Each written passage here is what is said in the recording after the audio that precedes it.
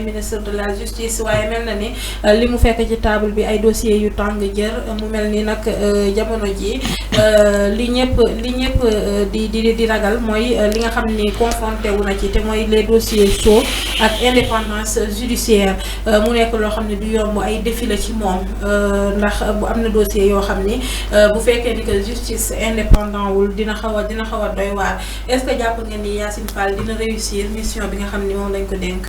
xam nga Ami man je ne fais pas partie des gens qui jugent les gens avant qu'ils prennent fonction gis nga booy juger nit balaa muy jël fonction tu n'es pas juste yàlla bëggul loolu ñu ne diw moo nekk nii wala dañ ko nomee nii nga ne non day échoué kooku xamul dara amul expérience yow yaa ngi weddi yàlla parce que yàlla moo ko fa teg yaa ngi koy weddi des gens qui jugent Yacine Fall alors que jëlagul fonction. On dirait que c'est la personne la ñuy juger. Non, c'est la personne. Non. Xam nga ñoom ce qu'ils font là, ça ne se fait pas. C'est des mécontents. C'est des gens qui ne sont pas d'accord. C'est des gens qui prévoient l'avenir. Parce que l'avenir boobu dañoo ragal. Pour ñoom, Yacine Fall bu ñëwee ci ce département de la justice, elle va régler ses comptes avec les gens de l'opposition. Xam nga opposition bi lii mooy xalaatam. lii mooy xalaatam Yacine Fall bu ñu nommé ci le département de la justice Amadou Bamba kii comment dirais-je Bamba Cissé ba ñu nommé ci le département de la défense le ministre de l'intérieur dañoo jàpp ni que ces personnes là bu ñu ñëwee ils vont régler des contentieux voilà avec l'opposition mais opposition bi jamono bii nii lii mooy xalaatam gis nga les gens qui disent que oui pourquoi ce changement là on a parlé d'un réaménagement du gouvernement ça se fait partout dans les États au monde président de la République mooy fal mu commandé mooy nommé mooy dénommé loolu constitution moo ko may de nommer les emplois civils et militaires. C'est l'une de ses prérogatives. Maintenant, des gens sont en train de dire au président, pourquoi cette nomination? Pour que le président le rende compte. Ça ne se fait pas, ça n'existe pas. Le président de la République ne doit pas rendre des comptes à ces gens-là qui parlent de la nomination de Yacine Fall et de la nomination de Amadou Bamba Cissé. Le président ne va jamais leur donner des comptes. Parce que constitution moo ko may loolu nañ ko accepter alors su ma ñëwee ci Yacine Fall elle a beaucoup de dossiers qui l'attendent des dossiers brûlants des dossiers tellement chauds très chauds moo tax man je ne vais pas la juger xam nga lan laay def dama koy ñaanal parce que jamono bii nii li nekk ci justice il faut que nga am courage nga am jàmbarte pour mener affronter ces dossiers-là avec la pression du peuple.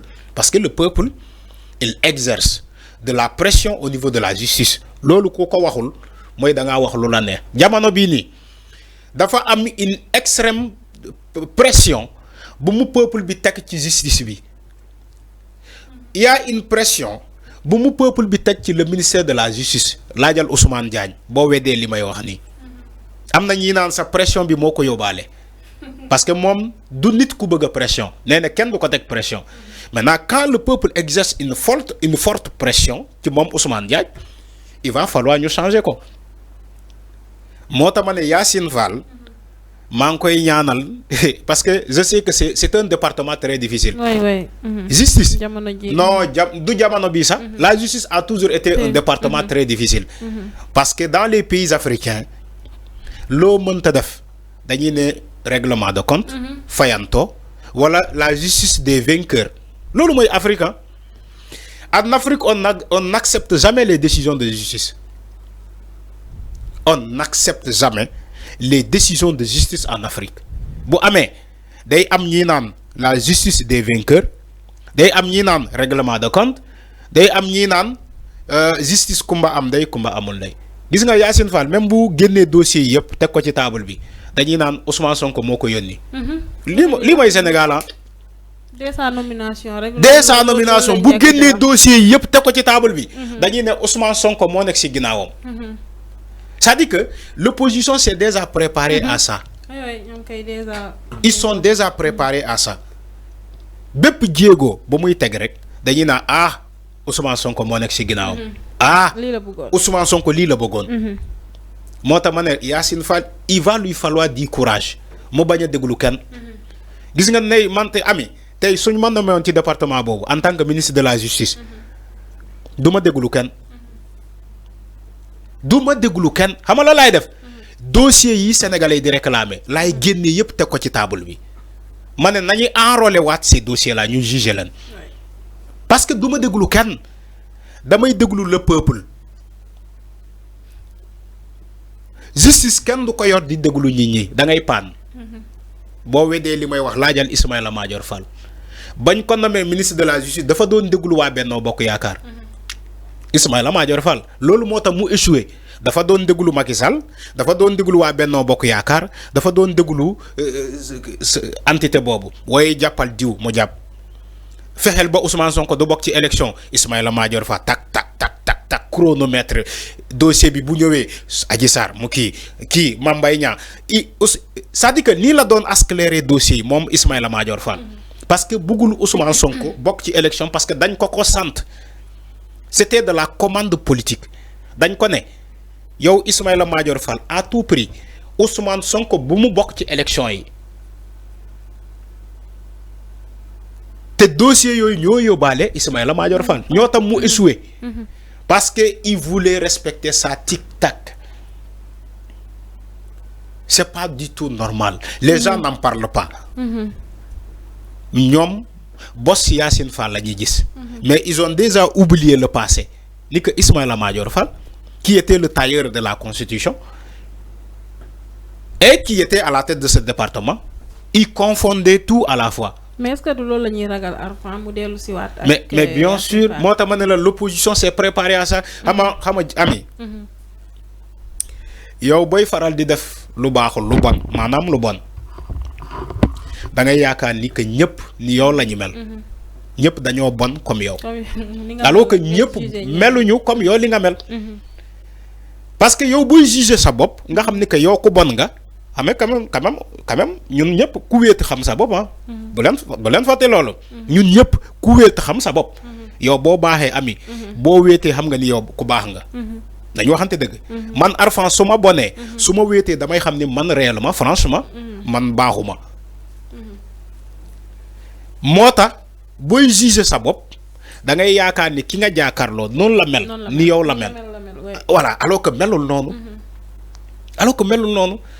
moo tax ces gens là qui jugent Yacine Fall ñoom dañuy juger Yacine Fall selon ñoom lu ñu mel mais juge ñu Yacine Fall selon ses valeurs selon jikkoom mais ñoom seen jikko la ñu jël ñu yóbbu ko ci Yacine Fall ñu ne Yacine Fall forcément nii la mel wala nii lay mel wala Ousmane Diagne nii lay mel wala nii la mel c'est pas comme ça.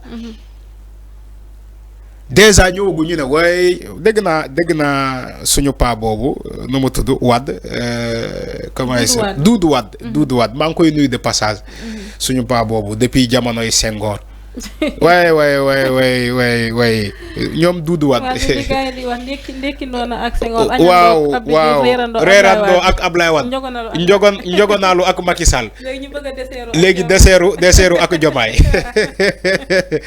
oui Doudou Wade dégg naa ko ci entretien bi Doudou Wade nee na xelam dalul moo yaya waaye ci nomination yi nee na xelam dalul le fait que ñu nommé Bamba Cissé comme ci ministre intérieur ñu nommé Yacine Fall ci département justice bi Doudou Fall nee na Doudou Wade nee na xelam dalul ñu laaj ko lu tax nga wax loolu mu ne parce que maître Bamba Cissé ak Yacine Fall dañoo bëgg Ousmane Sonko bokk ci élection 2029 dañ leen di yónni pour ñu ñëw daganal Ousmane Sonko bokkom en 2029 way si loolu la wax Doudou Wade loolu la wax mu ne ñooñu dañoo ñëw mission pour légal daganal Ousmane Sonko candidature am en 2029 son éligibilité ci français. mooy maanaam ñu wax ko ci français quoi. L'éligibilité de Ousmane Sonko aux élections de 2029. nee na Yacine Fall ak Bamba Cissé loolu la ñuy ñëw. alors xam nga boo waxee loolu. je ne vais pas le manquer de respect parce que suñu papa la.